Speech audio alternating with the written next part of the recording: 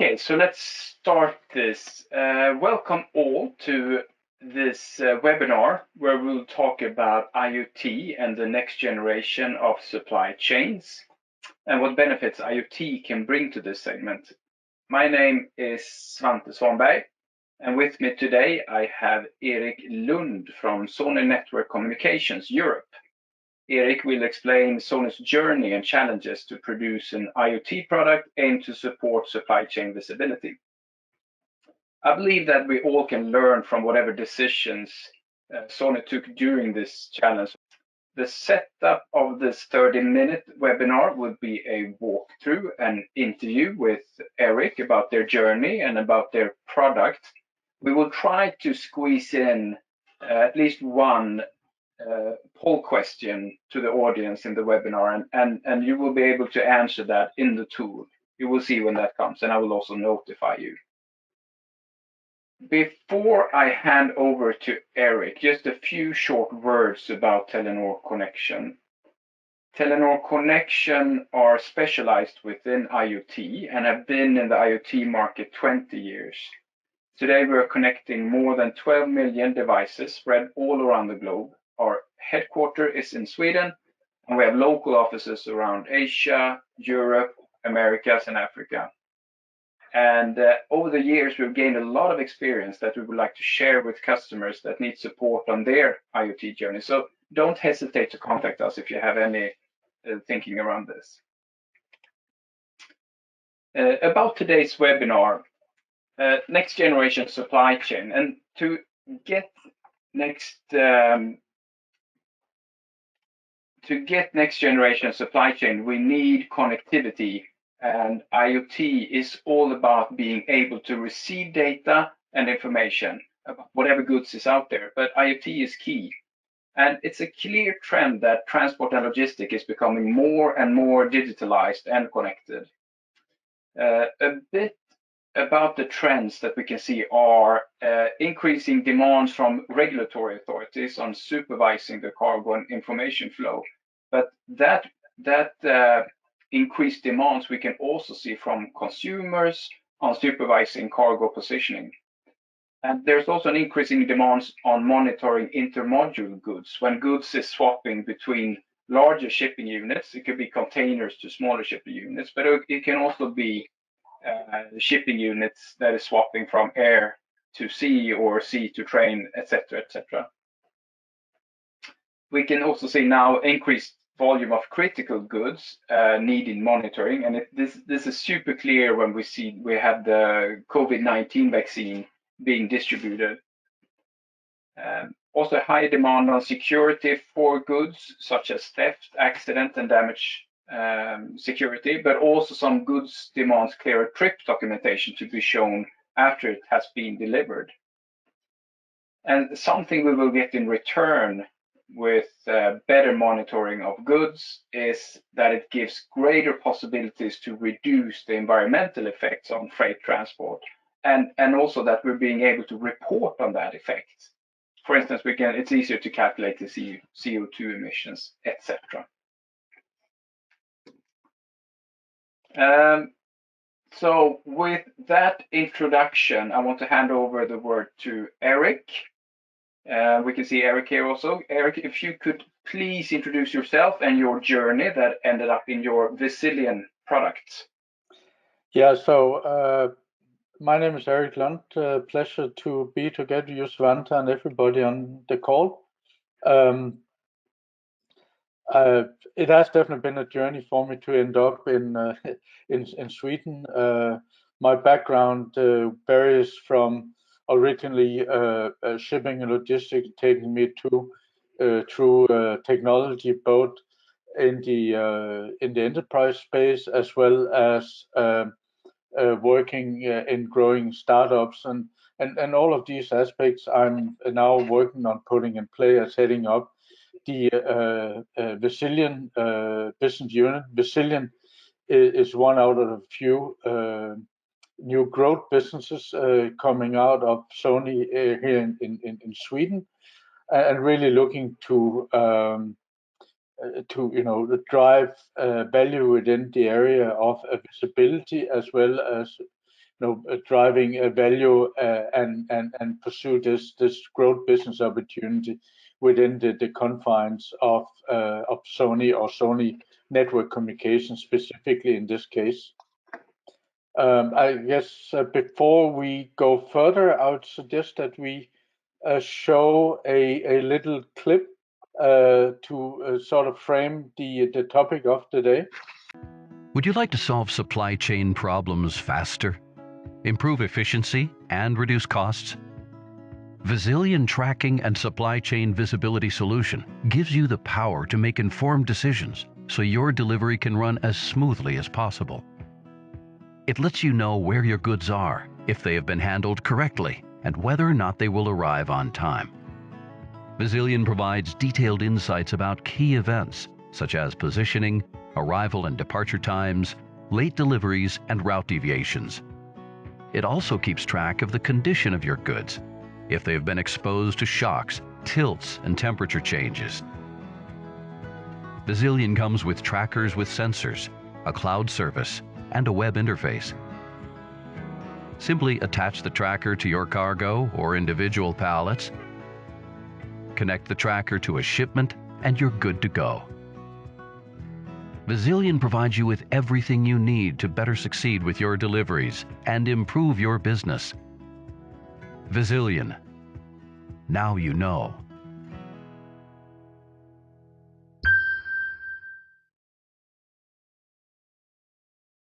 Great, and Victoria will pull up the slides again.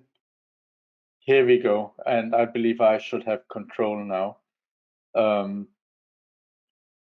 Yeah. So while the clip says quite a lot, let me just reframe it again.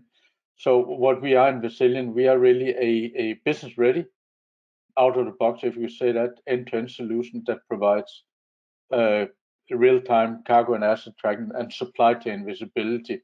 And more we talk about visibility rather than tracking, consisting both of a device, a hardware component being the tracking device, providing location insight as well as cargo condition insight, combined with a cloud-based platform providing both the real-time insight of the goods being transported, as well as providing analytic capabilities at the end of the transport. Really answering the very important questions: where are my goods? When can I expect them to arrive where I need them? And how are my goods doing during the transport? As such, the way that Visilion works is a combination of the hardware component, the tracking device, including position capabilities, with a range of sensory data input capabilities, both integrated within our device as well as being able to expand and integrate third-party devices for specialty services, combined with the cloud service, where you are able to understand deviation to the planned route, the planned transport you're going to take, understanding if you're seeing anomalies with regards to ranges of impact on your goods, the continuous ETA update, as well as other parameters that you as a customer might or a user might define yourself. And what you do see on the graphic there is in the depiction of how it would be represented on the platform.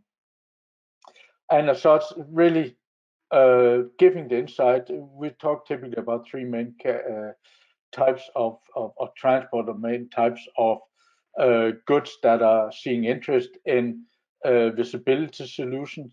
Time critical goods need to understand when you can expect your goods being delivered, what impact there might be in the delivery process leading towards the delivery, to mitigate any impact on what you need these goods for.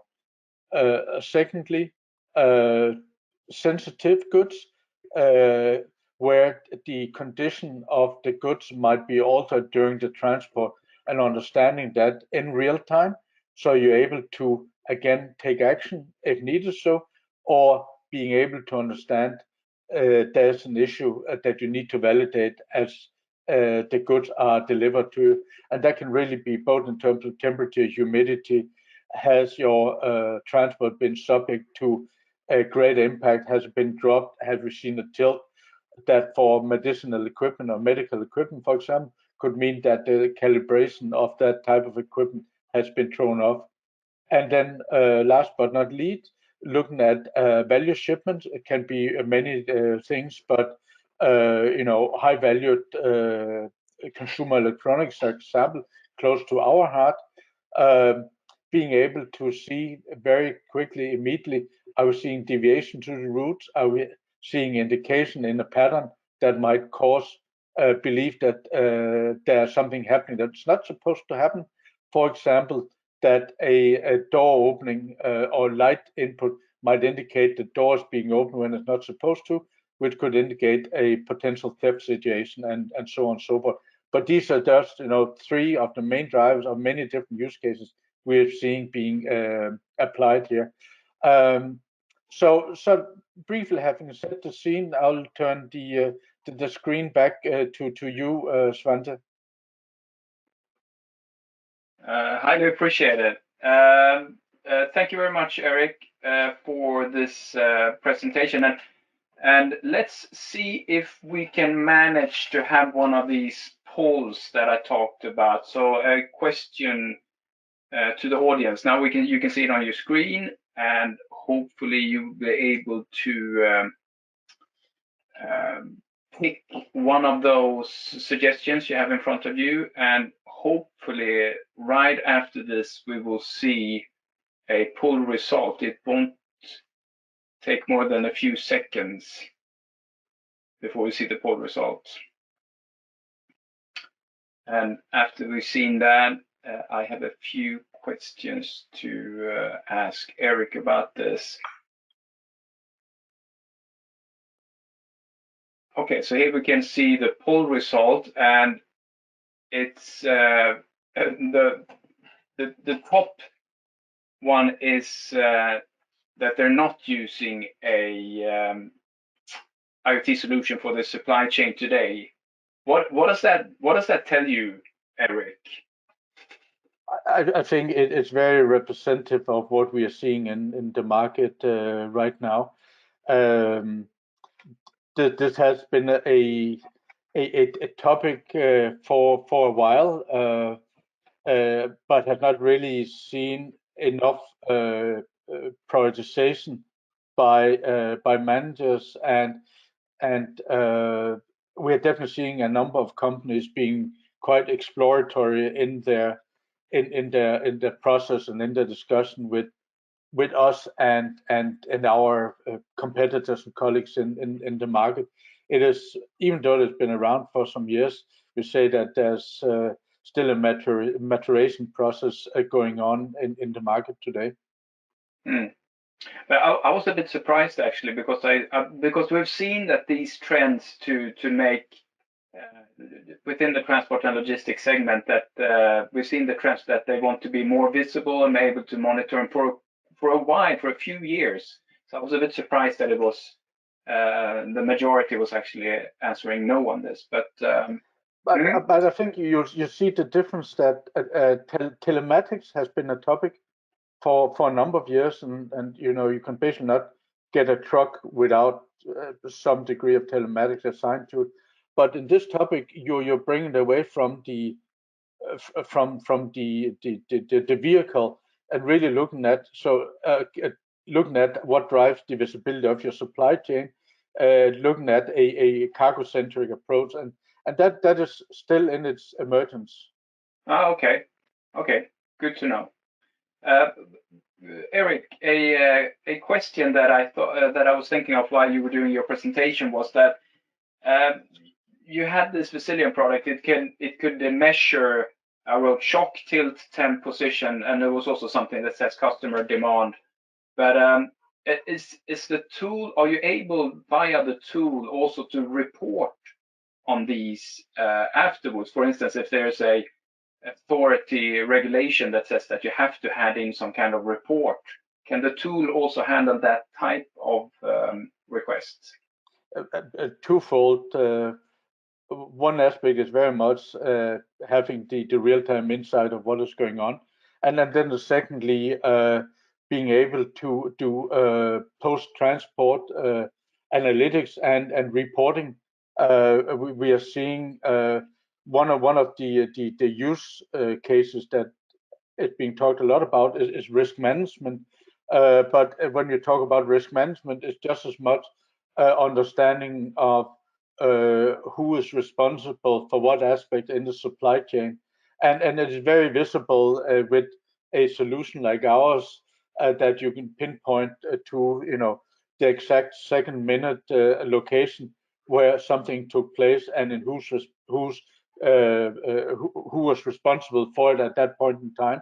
And for that, when we look at cold chain transport, there is a demand from shippers to have a parallel monitoring of what the transport companies are providing them to understand was there a breach in the cold chain and so on and so forth, because transport companies obviously have their own objectives of doing the monitoring and are maybe not initially ready to share the insight with the customers, the shippers that they might have on what happened and what didn't happen. Yeah. Okay, thank you.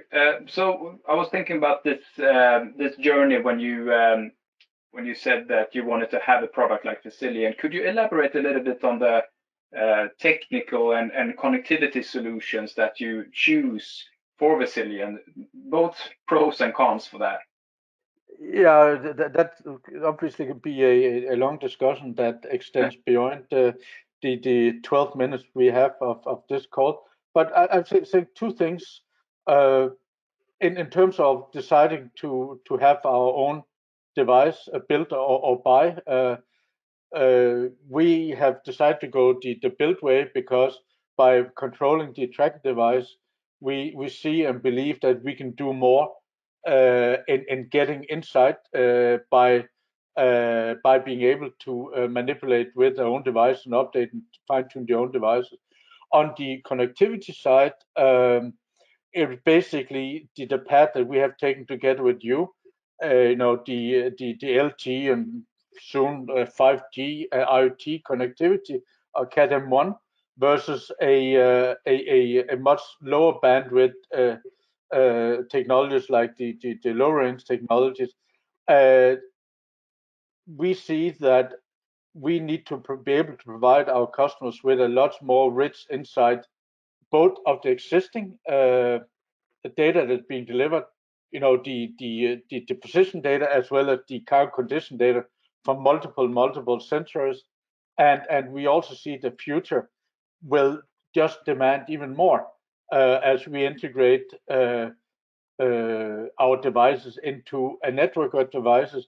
We integrate our devices with multiple external sensors. That requires, connectivity, requires bandwidth, it requires scalability that we don't see in the other technology, really driving us towards the path that we've taken now. And you were fairly early of going into this LTE Cat M1. So I guess it's a little bit of a, I wouldn't say a risk because it's an emerging technology, but it was the technology is not 100% rolled out yet, so it was fairly early to go into that. But I think you're right. You're right. So part of the connectivity solution, we have had to consider certain fallbacks, right? But in the majority of the developed countries, in the majority of the urban, semi-urban areas of the developed countries, we are seeing the connectivity that we want to have as our customers do their transport or use the devices for the transport, right? And then there are certain times that it falls outside what we can do with a cellular network. If you look at ocean transport, if you're looking at air freight options, and we are definitely exploring. So what do we do then? How do we continuously ensure the insight that our customers are asking for, both of how the goods are doing during transport, but also where they are, right? And we're not closing the door to extending that into, for example, satellite connectivity in certain ranges, but preferably do as much as we can with the Cat M1 connectivity. Yeah. Okay. If we take a little bit take a look at the market and see how we talked a little bit about the market trends, that we can see that this is happening right now, that it's becoming more and more digitalized. But can you, from your point of view, see any specific market trends, for instance, when it comes to the COVID situation that we have right now for services and products like Visilion, and what do those trends look like? Twofold. I think in referring back to what we saw in the poll before, COVID, and particularly what we saw last spring, where we saw massive disruption across supply chains, have really put visibility very high on the agenda in most boardrooms. Again, depending on what degree of impact do you see if your supply chain is disrupted. So while it has been a nice to have, it has definitely become much more a need to have. And from our perspective, it is definitely positive. And it also, we as an industry are looking for the scale that will allow us to do so many more things. The second aspect that will be driving it, or that we are seeing driving it, is the vision, the need for end-to-end visibility. So while we cover with our current technology a certain part of the supply chain, we are very much looking to expand that to onto the shop floor, onto the warehouse shelf, and likewise at the other end. So supply chain managers, logistics managers do have the full insight from when a good is becoming relevant for them until they can hand it over to someone else, and for the good reasons. Pharmaceuticals is certainly of great interest. The traditional value goods shipments are continuing to be of great interest. But for example, as Volkswagen had to basically stop manufacturing because they could not control the finely tuned inbound supply chain, it is becoming very much a topic of every supply chain discussion. One big area that we have seen really driving a lot of discussion right now has been in the area of part logistics, spare part logistics, or aftermarket logistics, whatever you call that, which is a very time sensitive of nature, where across the board of manufacturing companies that we're talking with, this is really one area they're focusing a lot on improving the visibility on the short term, while considering an enterprise-wide adoption of these types of technologies. So we're getting close to the end of this session. Just a few last words and some lessons learned, perhaps, that hearing Erik talk about Vizilian, I think it's super important that we understand that being connected is, of course, key, but also being able to collect and analyze the data is key, and also being able to report on that, super important. And IoT is definitely playing a key role to make sure that all of this is working. So thank you I would like to thank everybody that has attended, and a special thank to you, Erik. I think you had excellent answers to all questions. So thank you, everybody, and have a good day. Thank you. Thank you very much.